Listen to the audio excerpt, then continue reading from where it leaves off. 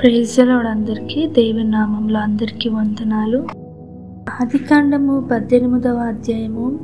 మరియు మర్మె దగ్గరనున్న సింధూర వనములో అబ్రాము ఎండవేళ గుడారపు ద్వారమందు కూర్చుని ఉన్నప్పుడు యెహోవా అతనికి కనబడెను. అతడు కనులెత్తి చూచినప్పుడు 3 మనుష్యులు అతని ఎదుట నిలువబడి ఉండిరి.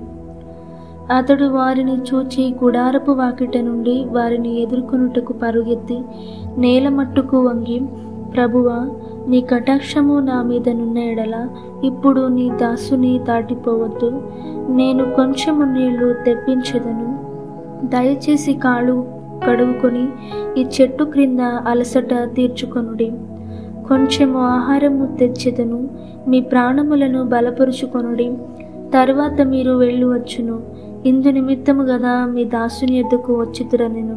వారు నీవు చెప్పినట్లు చేయమనగా అబ్రాహాము గుడారములో నున్న శారా యొద్దకు త్వరగా వెళ్ళి, నీవు త్వరపడి 3 మాణికల మెత్తని పిండి తెచ్చి పిసికి రొట్టెలు చేయమని చెప్పెను.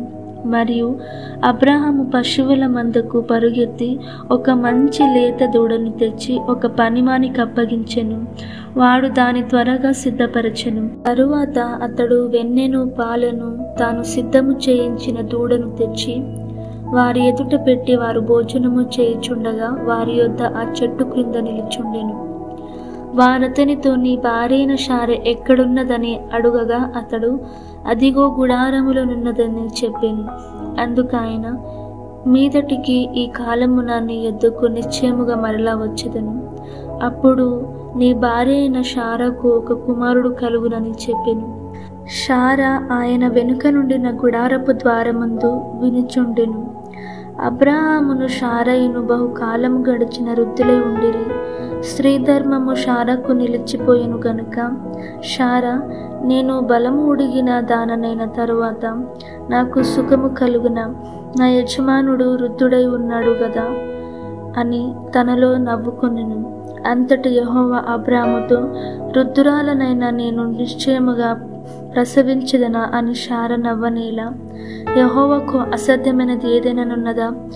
మీదటికి ఈ కాలమున నిర్ణయ కాలమందు నీ యొద్దకు తిరిగి వచ్చేదను. అప్పుడు శారాకు కుమారుడు కనుననెను. శారా భయపడి నేను నవ్వలేదని చెప్పగా ఆయన, అవును, నీవు నవ్వితివనెను. అప్పుడు మనుషులు అక్కడ నుండి లేచి సొదొమ తట్టు చూచిరి. అబ్రాహాము వారిని సాగనంపుటకు వారితో కూడా వెళ్ళెను. అప్పుడు యెహోవా, నేను చేయబో కార్యము అబ్రాహామునకు దాచెదనా? అబ్రాహాము నిశ్చయముగా బలముగల గొప్ప జనమగును. అతని మూలముగా భూమిలోని సమస్త జనములను ఆశీర్వదించబడును. ఎట్లనగా యెహోవా అబ్రాహామును గూర్చి చెప్పినది అతనికి కలుగజేయనట్లు తన తరువాత తన పిల్లలను తన ఇంటి వారును నీతి న్యాయములు జరిగించుచు యెహోవా మార్గమును గైకొనుటకు అతడు వారికి ఆజ్ఞాపించినట్లు నేనతనిని నెరిగి ఉన్నాననెను.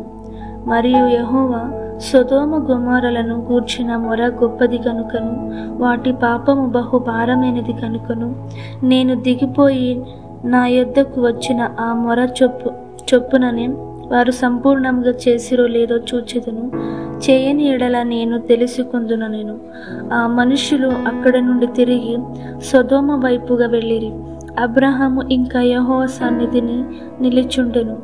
అప్పుడు అబ్రాహాము సమీపించి ఇట్లనెను, దుష్టులతో కూడా నీతిమంతులను నాశనము చేదువా? ఆ పట్టణములో ఒకవేళ 70 మంది నీతిమంతులుండినెడల దానిలోనున్న 70 మంది నీతిమంతుల నిమిత్తము ఆ స్థలమును నాశనము చేయక కాయవా? ఆ చొప్పున చేసి దుష్టులతో కూడా నీతిమంతులను చంపుట నీకు దూరమవునుగాక. నీతిమంతును దుష్టునితో సమముగా ఎంచుట నీకు దూరమవుగాక. సర్వలోకమునకు తీర్పు తీర్చువాడు న్యాయము చేయడా అని చెప్పినప్పుడు యెహోవా, సొదొమ పట్టణములో 70 మంది నీతిమంతులు నాకు కనబడిన ఎడల వారిని బట్టి ఆ స్థలమంతటిని కాయుదుననెను. అందుకు అబ్రాహాము, ఇదిగో ధూళియు బూడిదయునైన నేను ప్రభువుతో మాటలాడ తెగించుచున్నాను. 70 మంది నీతిమంతులలో ఒకవేళ 5 తక్కువైతే 5 తక్కువైనందున ఆ పట్టణమంతయు నాశనము చేయుదువా అని మరలా అడిగెను. అందుకాయన, అక్కడ 45 నాకు కనబడిన ఎడల నాశనము చేయననెను. అతడింకా ఆయనతో మాటలాడుచు, ఒకవేళ అక్కడ 40 మందియే కనబడుదురేమో అనినప్పుడు ఆయన, ఆ 40 మందిని బట్టి నాశనము చేయక ఉందునని చెప్పగా, అతడు, ప్రభువు కోపపడని ఎడల నేను మాటలాడెదను, ఒకవేళ అక్కడ 30 మందియే కనబడుదురేమో అన్నప్పుడు ఆయన, అక్కడ 30 మంది నాకు కనబడిన ఎడల నాశనము చేయననెను. అందుకతడు, ఇదిగో ప్రభువుతో మాటలాడ తెగించి తిని, ఒకవేళ అక్కడ 20 మంది కనబడుదురేమో అనినప్పుడు ఆయన, ఆ 20 మందిని బట్టి నాశనము చేయకుందుననగా, ప్రభువు కోపపడని ఎడల నేను ఇంకొక మారే మాటలాడెదను, ఒకవేళ అక్కడ 10 మంది కనబడుదురేమో అనినప్పుడు ఆయన, ఆ 10 మందిని బట్టి నాశనము చేయక ఉందుననెను. యెహోవా అబ్రాహాముతో మాటలాడుట చాలించి వెళ్ళిపోయెను. అబ్రాహాము తన ఇంటికి తిరిగి వెళ్ళెను.